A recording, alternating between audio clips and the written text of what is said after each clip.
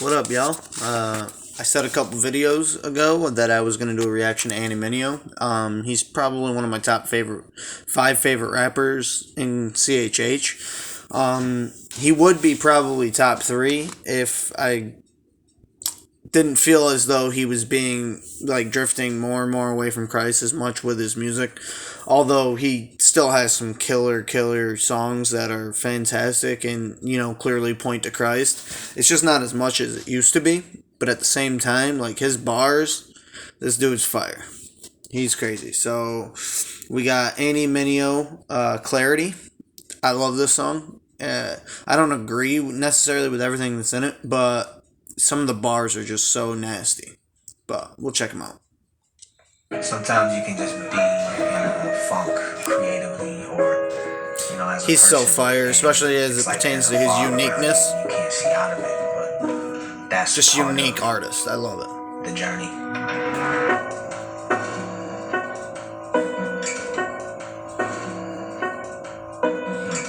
Patience. This beat done took its time, when I so do I. Look, uninspired, under fire. Now somebody's getting fired, terrified, paralyzed. Twitter game verified, married life verified. Understand I'm on demand, son of man, son of Sam. Somewhere in between the two, been meaning to spend the evening be with you. Oh, I know I needed to. Do I believe? Believe I do. On my faith walk, took the scenic route. Get lost. So that's a little mini bar right there. I like it. So he goes, on my faith walk, I took the scenic route. Oops, I mean the scenic route. So that's a pretty good little bar right there. I like that one. He has a couple really good bars in this very beginning intro part. Lost, I beat aloof, Adidas on, still need a boost. What was the eating fruit? I'll ask him when I see him. Daily bread, that's per diem, but I'm fasting like a beam. Riding past you in the PM, and a stolen car that's fleeing from the scene of a crime. Quality breed in his prime, Rocky verses. I'm a person that's I love how the beat comes in right there. I'm working through it, but work is well worth it. It's hella churches, still hell is working fine. That tell us fellas hurting, it's like melanin or crime, that's the elephant. So that's one of the moments where he goes, hell is working fine. So he's kind of trying to say right there that, people are preaching hell and, it just shows that people are still hurting and that's why it works. Well, the reality is it works because Christ preached on hell. Christ preached on hell. Like, we have to remind ourselves that the beginning of wisdom is the fear of the Lord. Like, we have to see hell as a consequence in our life in order to want what the Father provides. So I don't like when people go, why, they have that mindset of preaching on hell. Why do we do that? Well, first of all, Christ did it. And he warned people multiple times that if you do not repent and believe, you're going to go to hell. And he described hell. He even, it's that fear that draws us to God. We have to understand that there's consequences for our existence, for what we have done in this life. And once we come to that reality, that's the only time when we know we have no hope other than Christ. That's when we need to start going to God. Like, most people don't. They say, don't mention hell, don't talk about sin. When I hear that, that scares me, because, and that's one thing that scares me with somebody like Andy, because, he used to understand that, like, and you don't know where his mind is now. And I get that he's kind of, he's just spitting at the same time. But the other thing he said is, we acting like melanin and crime. So, like, he's definitely left in that aspect to where he really believes the oppression mindset and the being oppressed mindset. That doesn't mean that racism doesn't exist. It clearly exists. But to push it the way that people do, it's not, we're not in a good, there's a lot going on that's very deceptive, is a good way to put it. But let's continue. Truthfully, we probably lie. Rather have a tribe than unity, so you and me divide. Now, that line, rather have a tribe than unity, so you and me divide, I absolutely agree with. What we'll do is we'll get so stuck in our own our own say conservative or liberal. We get so stuck in our own different ways that we divide ourselves because we've decided to identify with a group rather than identify with the truth. And that's a big deal.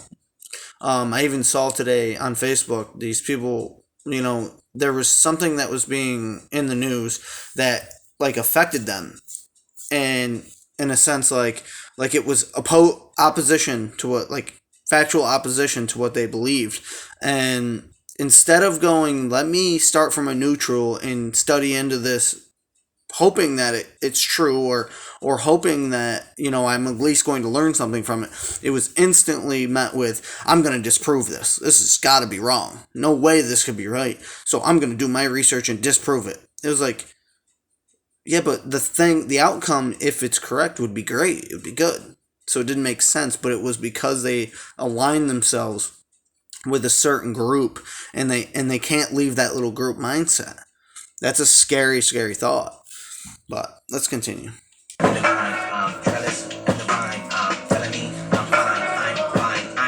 know better. Hola, hola, buenas, Caribbean. It's all about heroes on the cross, just like me.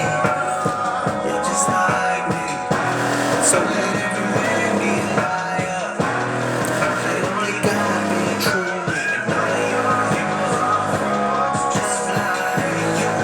Can't see the smoke in the the smoke in the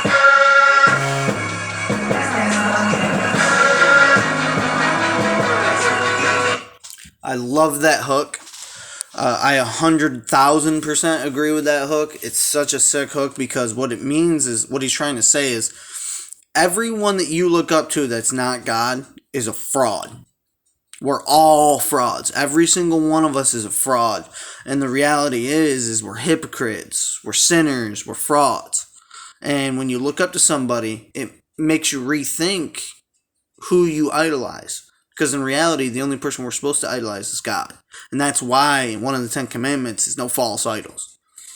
He's making a clear point that regardless of who you look up to, they're a fraud deep down. They're a liar, they're a thief, they're a murderer at heart. They're frauds. And in reality, the only person we can look up to is Christ. But let's continue. This song is dope. Now you've got us to keep it open to God's revelations. If you don't doubt, you don't change. You have to have finite answers to infinite questions. You're not going to move.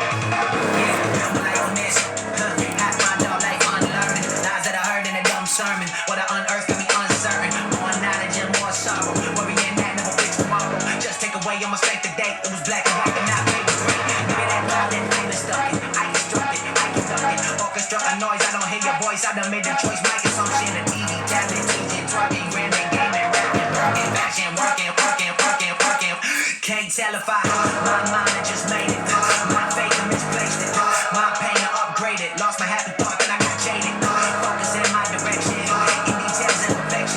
All my faith in white Jesus. So that mini verse right there, I love it because he uses the ad lib lost and then all the stuff that he lost.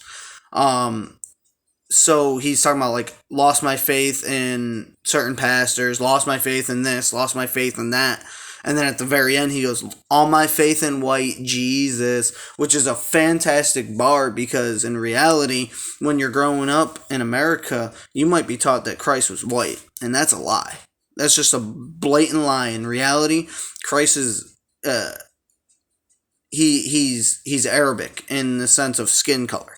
Like, he's clearly, if you look at like Joseph, for instance, Joseph was able to hide within, not hide, but blend in with the Egyptians. When his family came back, they couldn't recognize him. Therefore, he had to have at least looked the part of an Egyptian, and we know what color the Egyptians were. And the bloodline of Joseph is all the way to Christ. So when you look at these things like that matter, and when you say, his hair was like wool, I mean, there's many descriptions of Christ. not like mini, not many, but like mini.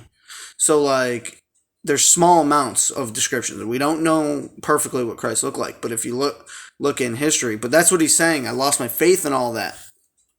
Even in the beginning, he was talking about how he had to forget like old dumb sermons that he learned. In reality, we might be taking, especially early in our faith, we might be taking in a lot of information from faulty pastors, wolves in sheep clothing, or people who just don't understand what they're actually talking about. So what he's saying is I had to throw away a lot of stuff that I had learned.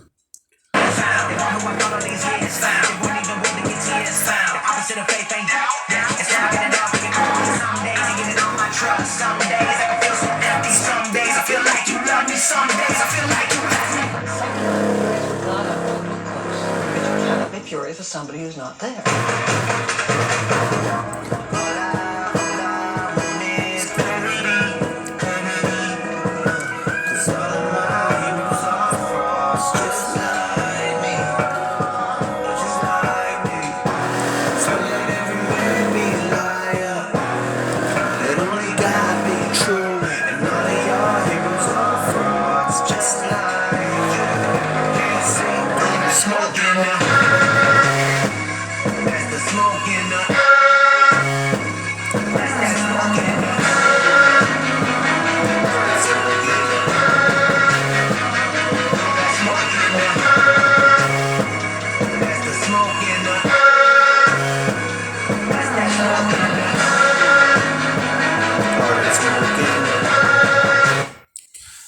So basically, that's the end of the song. The idea of the song is he wants clarity with his relationship with God, and he doesn't want so much gray area.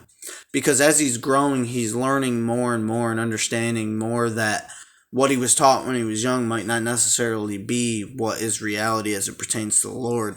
And basically what he's saying is the opposite of faith ain't doubt. And that's when I had it all figured out. I thought I had it all figured out.